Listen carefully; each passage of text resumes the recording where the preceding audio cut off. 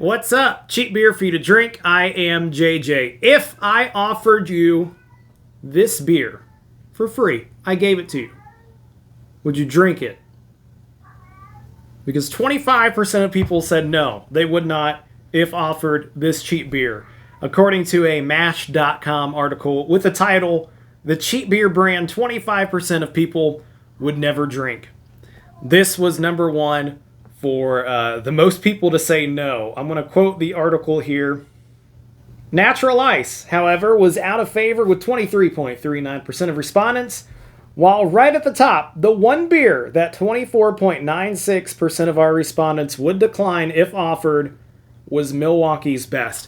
Now, they don't specify if it was Milwaukee's Best Light, Premium, or Ice. I can only assume they meant this one here, Milwaukee's Best Premium, which coincidentally is one of those 11 Miller Coors beers that are going to be no more. They are doing away with this. So why not do a video on apparently the worst cheap beer that is going away forever? Let's do it. Milwaukee's Best Premium, obviously made by Miller Coors. That's why they aren't making it anymore, because they're the ones who make it now. Water, barley malt, corn syrup, yeast, hops. Those are the ingredients on here. Now, I like when they put the serving facts on here.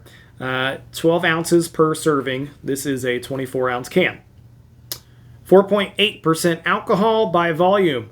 142 calories. 11.5 grams of carbs. That's not bad. Calorie-wise, 142 calories. Again, you get 2 servings of that in this can here. It can't be that bad, can it? Maybe people just haven't had it in a while, and they see this can. I don't know what it is about just this packaging. It's never drawn me in. I've never wanted to try Milwaukee's Best Ice, or Light, or Premium. And I don't know. I think it has to do with how it looks. I don't know. I don't think I've ever tried any of these beers. But now I am. Supposedly the worst too. Or the one that the least amount of people would drink, I guess I should say. But I'll drink it because I drink cheap beer. And it was cheap. 10 for 10 at Kroger. Didn't buy 10 of them though. I bought one, and I assume one would be at $1. I don't think you can do alcohol sales like that, at least in Ohio, where you have to buy a certain amount to get a price, unless you do that with a rebate or something like that. Regardless, though, I mean, it looks not that interesting. Yellow, small amount of head, some bubbles going on. Doesn't even smell that bad. Man, and we did the Yuengling Premium recently, and that's what it smells like, a cheap beer. Let's see what it tastes like, though.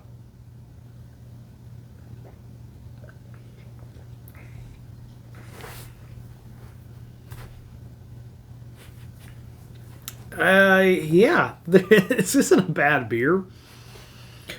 There's got to be something else going on here. Is it because they brag that it's Milwaukee's Best? Is that why no one wants to try it? Because they're like, it can't be. It's got to be this logo, the can, something. Why aren't people buying this beer? Well, now you're not going to be able to. That's not bad. Man, it is not that much different than a lot of the other Miller Coors beers. Close to High Life. High Life I would prefer, though.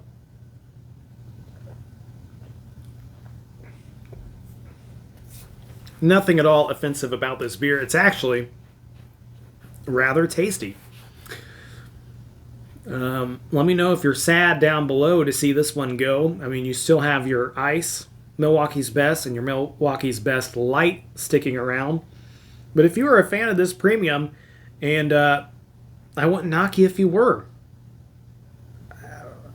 I've got nothing bad to say about this beer. $1 for a big can like this. I was actually really surprised to find it. I have been looking for the past 2 weeks or so to, maybe it's been 3 weeks now.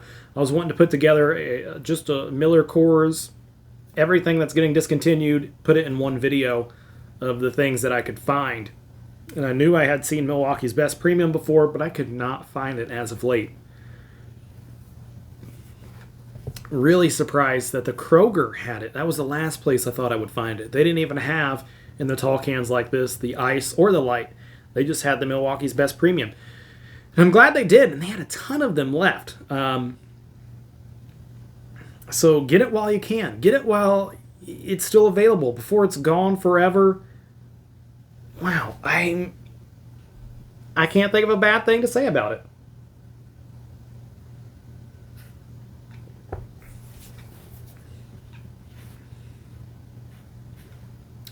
If I had my hands on the light, which I don't, because I'm trying to think. I don't know that I've seen it in a tall can. I probably have.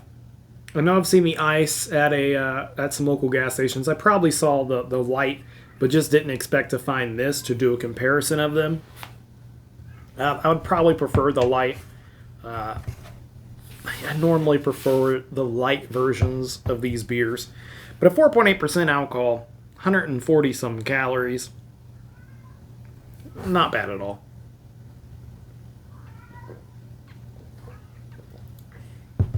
I won't even say that. It's actually a pretty good beer. I like it better when it's out of the can like that. That is nice and refreshing. But then again, I've been working all day.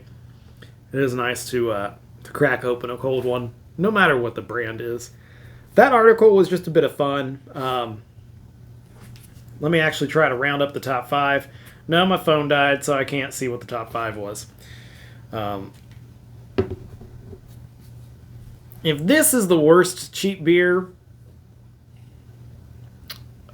I'm not even going to finish that sentence. I know it's not the worst cheap beer. I've tried a lot of cheap beers, and it's interesting that Natural Ice was number 2 on that list, because Natural Ice, when compared to almost any other ice beer I've had, I don't like as much. I'd be interested now to look at what the other beers were on there. If they had Bud Ice on there, I would much rather have a Natural Ice than a Bud Ice. I tried Genesee Ice, or was it Labatt Ice? It was one of those black cans, and I did not like it as much as the Natural Ice. If you're going to get an ice beer, the best one that I have had has been Natural Ice. So for that to be number 2 on the list, I should have known something was up. For this to be number 1, there is no way. I can't think off the top of my head of worse beers, but this is not it. This is not, oh, okay, the Ice House Edge that we just did in the last video. That was not that great. Drinkable. I did not finish that can. I did finish the Steel Reserve, though. That was pretty good. The Ice House Edge, though, that's worse than this. But, I mean, that's just, I don't know. It can't be about the taste. There has to be something going on with how this can looks. Something. What is it about Milwaukee's Best Premium that turns people off? Is it the price? They just see it. They assume it's bad because you can get a lot of them for little money. Let me know in the comments why this beer has a bad rep and why it's going away. I enjoyed it, and I'm going to enjoy the rest of this can. Sorry, Milwaukee's Best Premium fans. I'm going to have to get my hands on the light and maybe the ice. I don't know. For what you gain, which is 1 or 2% more alcohol, it's not really worth it, in my opinion, to go after the ice beer. I'd rather have a light, a regular beer than to go up and sacrifice the taste, because normally ice beers are not that great, unless you're getting a natural ice, but I'd still rather have something. I'd rather have a natural light than a natural ice, unless for some reason you want that tiny bit more alcohol. I don't think it deserves the title of worst cheap beer, or I guess cheap beer that most people would decline. This is just my little PSA to let you know Milwaukee's Best Premium, when you watch this 5 years from now, 10 years from now, a year from now when you can't find it anymore, it was not a bad beer. It was actually a pretty decent beer that people didn't want to drink, and I don't know why. Tell me down below in the comments if you like this beer. Tell me the reason why you haven't tried it. If you haven't tried it, what's turning you off about Milwaukee's Best Premium? And rest in peace. Cheap beer for you to drink. Thanks for watching.